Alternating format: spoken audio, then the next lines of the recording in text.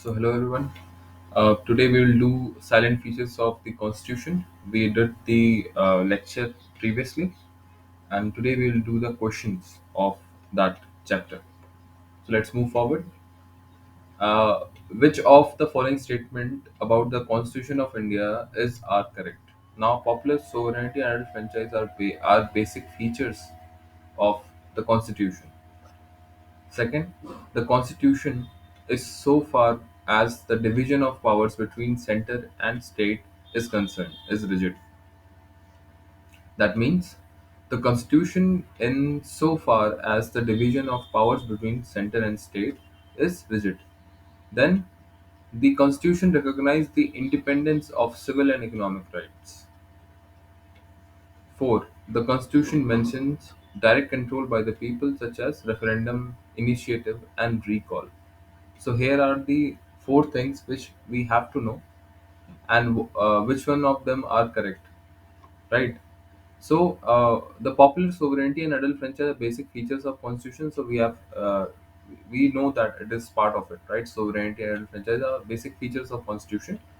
Second, the constitution is so far as the division of powers between center and state is concerned, right? In constitution tells that through concurrent lists, the division of powers between the center and state, that is, while the state has its own, state can make the laws based on its own requirement, and center can make laws on its own requirement, and there are concurrent lists where center and states both make the rules of any particular thing, right? As concerned, that means the constitution is rigid. The constitution is rigid in so far division of power center and state, right? So it is also correct. Then if I come to 3, the constitution recognizes the independence of civil and economic rights, so our constitution gives it out. And fourth one is the constitution mentions direct control by the people, such as referendum, initiative, and recall. So I am not sure whether I have read it out or not, so I am not going to tell whether it is quite correct or not. So as per my presumptions, it can be said that D part is quite all right, right?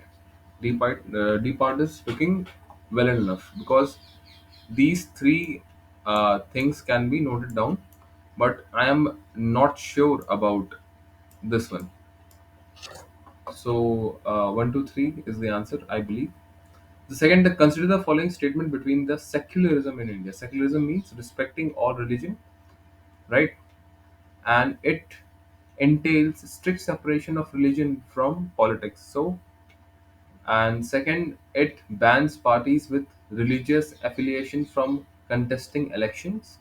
Third, it grants religious liberty to all communities. And fourth one, that means it accepts community personal law. So what is totally mean by secularism? So now we have to understand that it entails strict separation of religion from politics. So it is quite correct, right? Secularism is, this point of view is correct, because there is strict separation between religion from politics. We can't add politics and religion, and if this religion and politics come together, then nation would not be fruitful enough for all communities, right? Now coming on to second, it banned parties with religious affiliation from contesting elections. So it doesn't bans any party, right? If they have any sort of religious affiliation, so they cannot ban some party, because they haven't done any election, they haven't done anything wrong. Every party in India, we are affiliated with religion, so what's wrong in it? But affiliation of party doesn't mean that they won't be contesting election, right? Third one, it grants religious liberty to all communities, so it is quite correct, right? And fourth one, it accept communities personal law, right? We respect everyone's laws, so it is also quite correct. So 1, 3, and 4. So C is, I believe C is correct. Now third, which one of the following schedules of Constitution of India incorporates salaries and allowance of members of parliament and chairman and deputy chairman of Rajya Sabha and speaker of deputy speaker of Lok Sabha. Now it cannot be ninth schedule because the ninth schedule is all about the languages. So what could be the answer?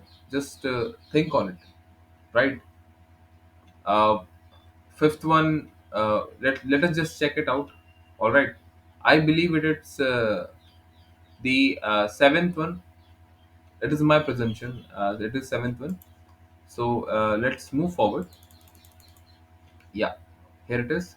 Ninth schedule, as I told, ninth schedule originally restricted with the land reforms and abolition of zamindari system. All right. Seventh schedule was about the language, right? What happened to it?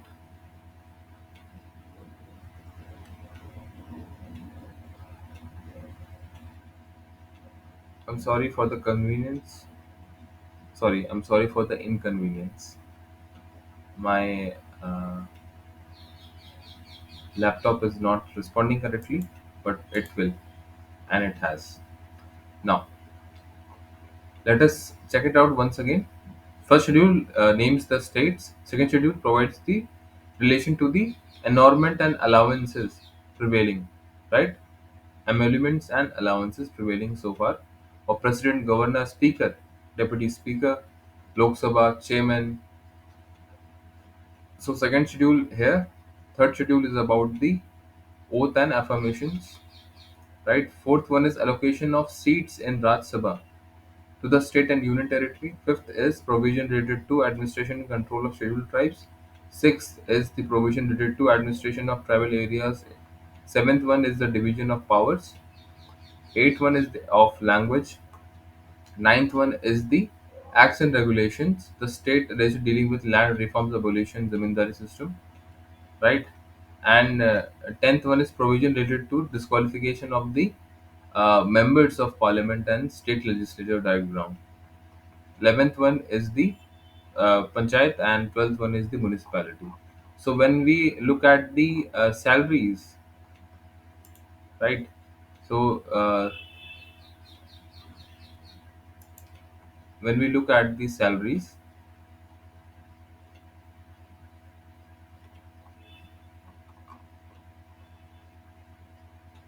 third is oath of affirmation,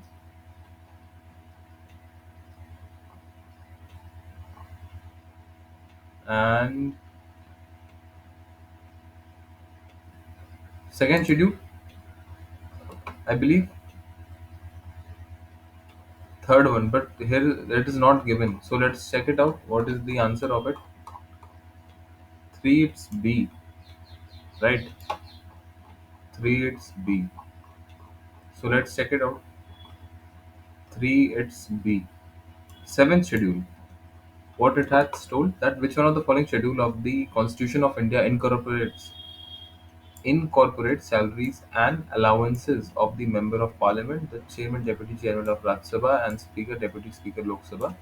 So, as per the polity book, second schedule deals with all these, but I'm not sure why seventh schedule is being written here. So it must be second,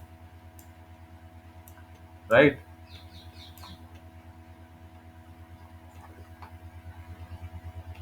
So it might be misprinted.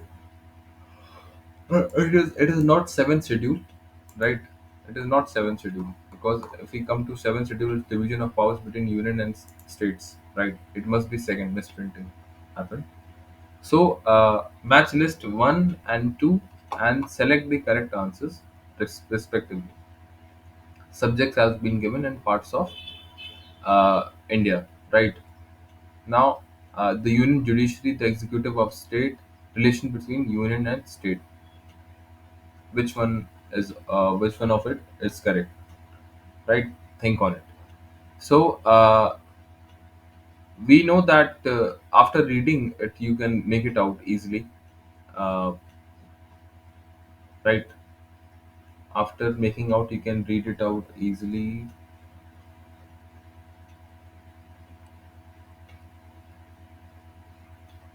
See, uh, let me just check it out completely. Finance, property, contract, suits. All right. The union judiciary. Uh,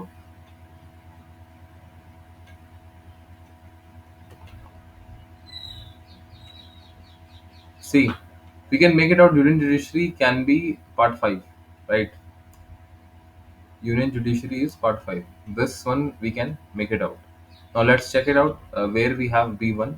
So we have B1 in either this or this. That is B or C. Then again check it out. What we have read so far. And six. The part six. It can be known easily. And the executive of states, right? It is part six. Let's again check it out. Yeah, C4. So B is the answer based on my presumption. So we have known based on this, A is 2. Okay, this is 2, and this one is this. All right. So here it is. Now, what are the following is not a silent feature of the Indian Constitution? The written Constitution and supremacy of Constitution, quasi-federal structure, committed judiciary, distribution of powers. It is not the feature of the Constitution. Now we have written Constitution and supremacy of Constitution, right? I'm sorry. We have this, right? And quasi-federalism, we have this. Committed judiciary is I'm not sure of it. Then distribution of power is a silent feature, right? I haven't read about the committed judiciary, so I believe it must be the answer based on my presumptions. Now, consider the following statements. The Indian Constitution is a unwritten constitution, so it is not correct. A written constitution, yes, it is a written constitution. Largely based on Article, yeah, the Government of India of 1935, it is also correct. A gift of British Parliament, so it is. I don't believe in that because it's not a gift. We fought for it, right? Of this sentence, which one you believe it's correct? So two and three, I'm getting right. Six. So yes, it's two and three, I believe, because it's not a gift. We never took any gift, and it is not unwritten, right? So it's two and it's three. Two and three is here. B. Now seven. The second schedule of the Constitution of India does not contain the provision as to whom among the following. The President was there. The Speaker of House of the People. It's there. Controller and Auditor General of India, Chairman, Union Public Service Commission. So it's D, I believe, right? There has not been because these are non-constitution bodies, right? UPSC is non-constitution bodies, and they have talked about the uh, they have talked about the those people who are under the constitution bodies, right? Those are part of the constitution. President is there, governor is there, speaker is there, chairman is there, speaker of deputy because the UPSC chairman came later on. UPSC was made later on. Chairman of Legislative Council of India, all right, judges of the Supreme Court, judges of High Court, Control Auditor General. Total 9 people are there. So we were right. It hasn't been given this. Again, match the following. The sources of the Constitution, the fundamental rights, we took it from the United States of America, right? Parliamentary system is a United Kingdom, right?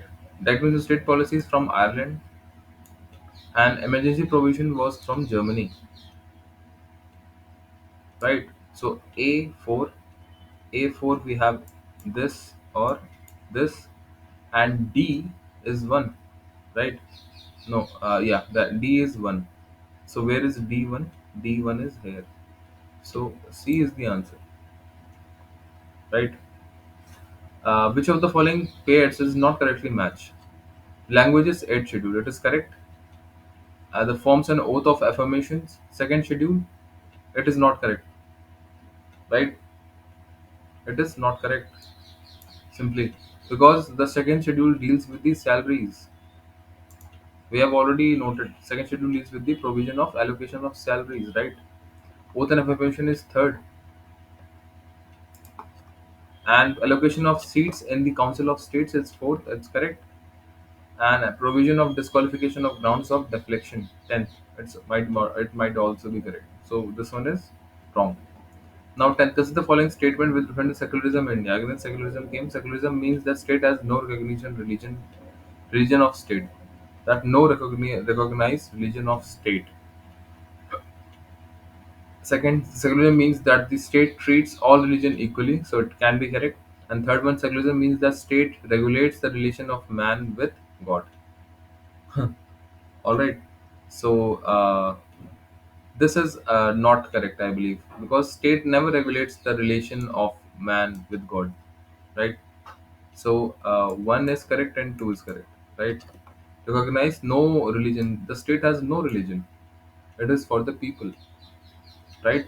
And secularism means that state treats all religion equally. It is also correct. So one and two, it's B, right? Again, let's move forward. Not content with merely laying down the fundamental principle of governance, the framers of Indian Constitution formed the Government of India Act of 1919 in provided matter of the administrative detail.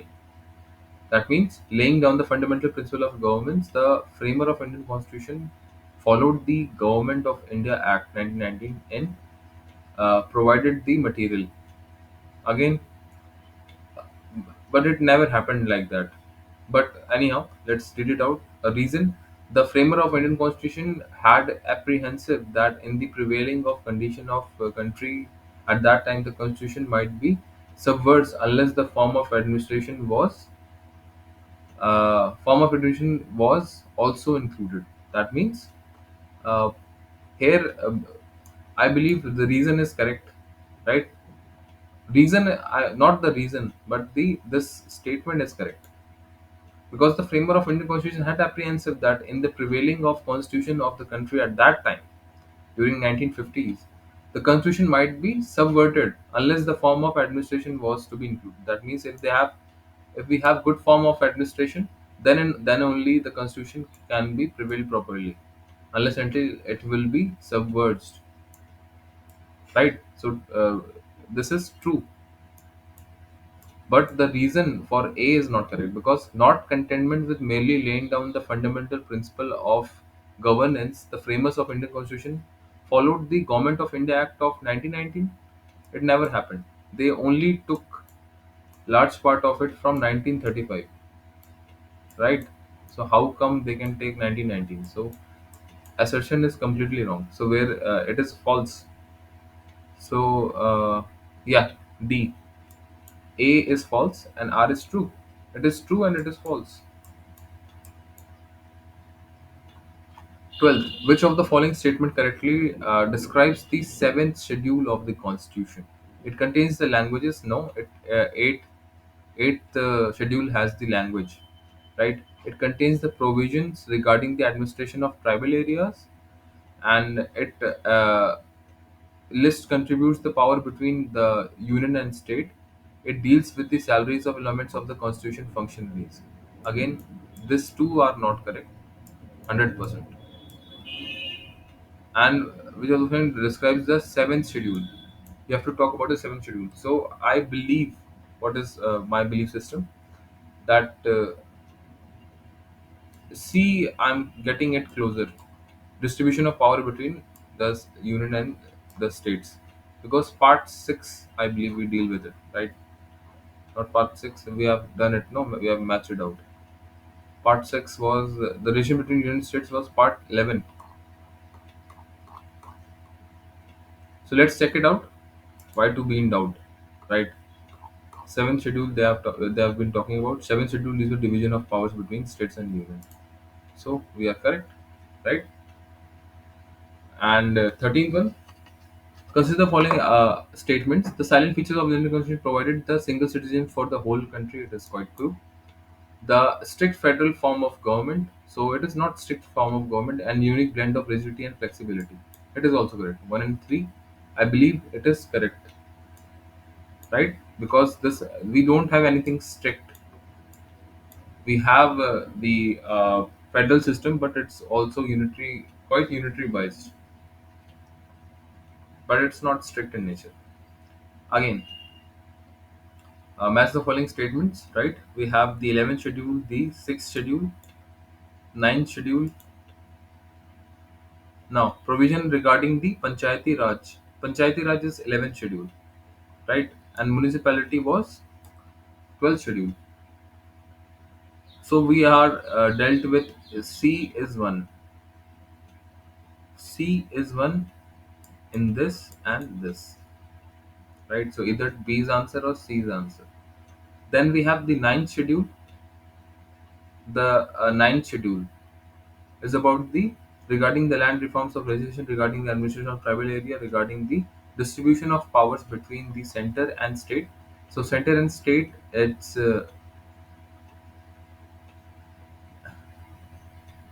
center state we recently did, right? And still we are not getting the answers. Distribution of powers between center and state, seventh schedule, right? So it is not correct where it is center and state. So 4 is not part of it. We are rest with 2, 3, and 5, right? So provision regarding disqualification of ground of deflection. All right, provision regarding administration of tribal area, land reforms of the constitution. So what can be the answer? Just think on it. Uh, See, ninth schedule is provision regarding land reforms. It can be matched, right? Because it is it. Ninth schedule is all about the provision related to the land reforms legislation. No, land reform means zamindari system and everything will be law. See, ninth schedule regarding act regulations dealing with the, see, zamindari system, as I told, abolition of these. So land reforms took place. So ninth schedule is this. We are dealt with 3 and 5, right? And we have the 10th schedule is about the disqualification of ground of deflection, right? 10th schedule is about the disqualification of the ground of deflection. 6th schedule is all about the admission of tribal areas, right? So 6 is tribal, ST, right? So A to B5, A to B5, B is the answer, right? 9th schedule deals with the land reforms. 10th schedule deals with the disqualification. All right. So here it is. I think we are done with it. So thank you everyone for solving these questions with me. They're totally 14 questions, and I am using this book, right? Objective Indian Polity by General Studies Paper 1 for Civil Service Preliminary Examination. For prelims, it is quite important. It is M. Laxmikant's, right? So it would be beneficial for you if you also buy it or take it online, right?